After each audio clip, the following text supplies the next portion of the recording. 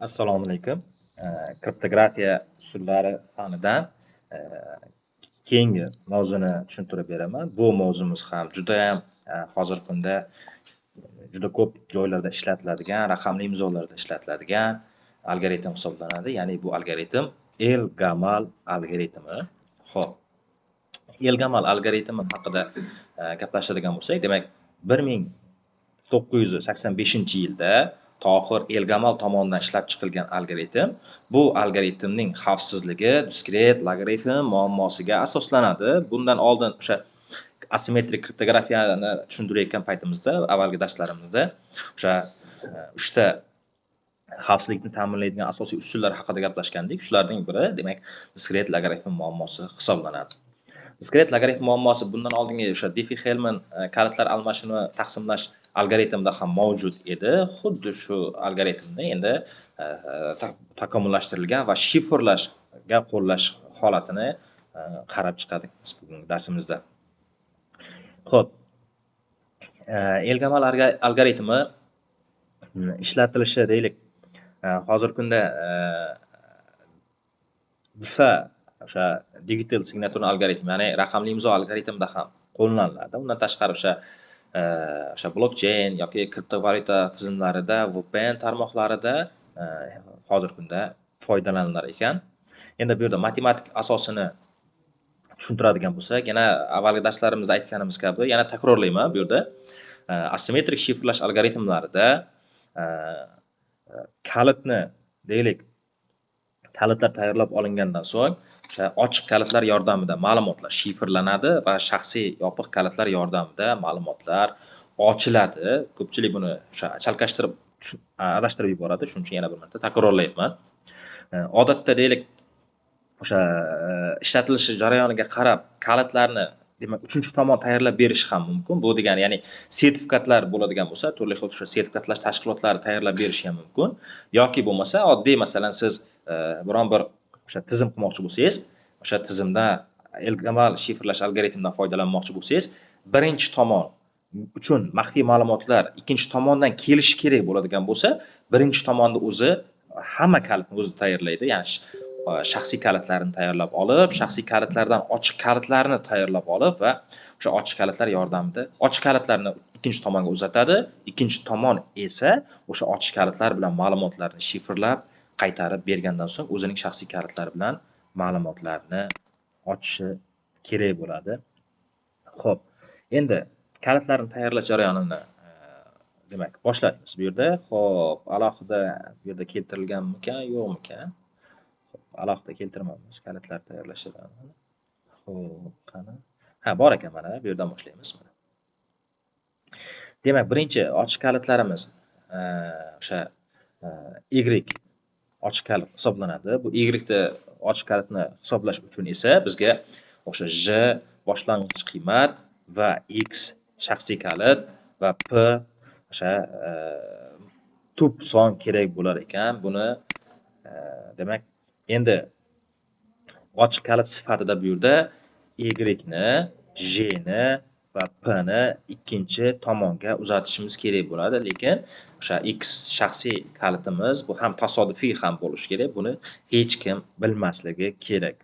Agar kimdir biladigan bo'lsa, buni o'sha xavfsizlik buziladi, ma'lumotlar ochilishi mumkin ekan. Endi X ni qanday tanlab olamiz? Bu yerda X ning o'zining shartlari bor. X imiz o'sha tanlab olingan tub sondan kichik bo'lishi kerak, ya'ni P-1 dan kichik bo'lishi kerak va 1 dan katta bo'lishi kerak. Ya'ni bo'lish talab qilinar ekan.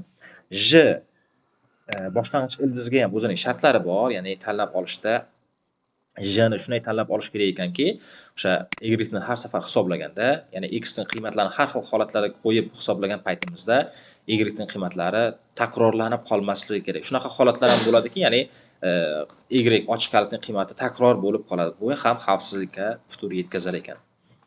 Xo'p. Endi ikkinchi o'sha shifrlash jarayoniga o'tamiz, to'g'ridan-to'g'ri. Shifrlash jarayonimiz, ya'ni ikkinchi tomonimiz, ma'lumotlarni shifrlash kerak bo'lgan tomonimiz o'zi uchun tasodifiy K sonini tanlab olish kerak bo'ladi. Bu K sonimiz ham P-1 bilan 1 oralig'ida bo'lishi kerak bo'ladi, talab qilinadi. Ya'ni K sonimizni tanlab olgandan so'ng o'zi uchun vaqtinchalik kalit yaratib oladi. Vaqtinchalik kalit yaratib olish uchun esa ochiq kalit, ya'ni birinchi tomondan kelgan ochiq kalitni o'sha tasodifiy tanlagan k darajaga ko'tarib qoldiqli p ga bo'lar ekan. Xo'p, endi ma'lumotni shifrlash uchun o'sha S1 da tayyorlab oladi. S1imiz esa u yoqdan kelgan j ochiq kalitni tasodifiy tanlagan k darajaga ko'tarib mod p ga qoldiqli bo'ladi. S2imiz esa xabar, ochiq matn, ya'ni xabar yoki qanaqadir raqamni shifrlamoqchi bo'lsangiz, o'sha ma'lumotning qiymati, raqam qiymatini tayyorlab olingan vaqtinchalik mana k ga ko'paytirib qoldiqli p ga bo'ladi. Ya'ni bu yerda o'zida y darajasida k deb yozib ketsak ham bo'lar edi. Endi soddaroq bo'lishi uchun bu yerda h deb daraja ko'taravermaslik uchun bu yerda tasodifiy k tanlab hisoblab olindi. Ya'ni bu k shaxsiy kalit, kechirasizlar, tasodifiy kalit orqali o'sha vaqtinchalik k tanlab tayyorlab olinadi va bu yerga ko'paytirib qo'yiladi. Ya'ni mana buni o'zini olib kelib mana bu yerga formulaga qo'yib qo'ysangiz ham bo'ladi. Xo'p, endi o'sha bu yerda S1 va S2 ni qaytarib, ya'ni shifrlangan ma'lumotni bu yerda qaytarib, o'sha kalitlarni uzatgan tomonga qaytarib jo'natib yuboradi. Endi deshifrlash jarayoni. Deshifrlash jarayoni yana bu yerda k ni qayta hisoblab oladi. K ni hisoblash uchun o'sha S1, u yoqdan kelgan S1 ma'lumotni o'sha x o'zining shaxsiy kalitiga darajaga ko'tarib qoldiqli p ga bo'ladi. Xo'p, endi keyingi qilinadigan ish m qiymatini topish bo'ladi. M qiymatini topish uchun esa S2 ni k ning minus birinchisiga darajasiga, ya'ni k ning teskarisiga ko'paytirib qoldiqli p ga bo'ladi. Buni boshqacharoq qilib ham yozsak bo'ladi. Mana bu yerda vaqtinchalik o'sha tayyorlab olingan kalitning o'rniga to'g'ridan to'g'ri mana bu k ning teskarisining o'rniga esa S1 ning minus x darajasi, ya'ni shaxsiy kalit ko'tarilgan darajasi shaklida ham yozsak bo'ladi. Faqatgina buni keyin minus x bo'lganligi uchun S1 ni, mana shu S1 ni teskarisini topib olib, undan chiqqan natijani yana x darajaga ko'tarishimizga to'g'ri keladi. Shuni soddaroq holatda amalga oshirish uchun esa mana bu S1 ning x darajasini alohida qiymat qilib hisoblab olib, uning natijasi k ni esa mana bu yerda teskarisini topish variantini qo'yib qo'yganmiz bu yerda. Ya'ni hisoblashga qulayroq bo'lish maqsadida aynan shu masalada qo'yilgan bu yerda. Xo'p, va shu bilan ma'lumot ochilar ekan. Va shu bilan endi ma'lumotimiz xavfsiz ochilar ekan. Bu yerda ham endi asosiy talablar bor. Ya'ni asosiy talablarimiz bu yerda tanlanayotgan p sonimiz katta tub sonlardan bo'lishi kerak. 2048 bitdan kam bo'lmagan tub sonlar bo'lishi kerak. 2048 bitli tub sonlarimiz mana bunaqa katta qiymatga ega bo'ladi. Ya'ni 617 xonali chiqdi mana tasodifiy generatsiya qilganimizda. Mana shundaqa katta tub sonlar bo'lishi talab qilinar ekan. Xo'p. Yana bu yerda diskret logaritm muammosini ham ozgina tushuntirib ketadigan bo'lsak, bu yerda qayerda diskret logaritm muammosi bor deydigan bo'lsangiz, mana joyda o'zida diskret logaritm muammosi bor.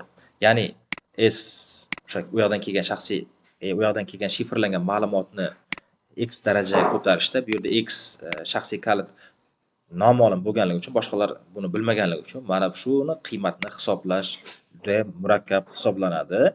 Buni o'sha maktab darsligidan xabardor bo'lganlar yaxshi bilishadi. Ya'ni bu yerda yana men ko'rsatib o'tib ketaman tushuntirish uchun diskret logaritm muammosi nima ekanligini. Xo'p, bu yerda paint dan foydalanib harakat qilaman, ya'ni yozishga. Paint diskret logaritm muammosini soddaroq ko'rinishda tushuntirishga harakat qilaman. Nima uchun bu yerda shifrlash qiyin ekanligini. Xo'p, bu yerda deylik k ni biz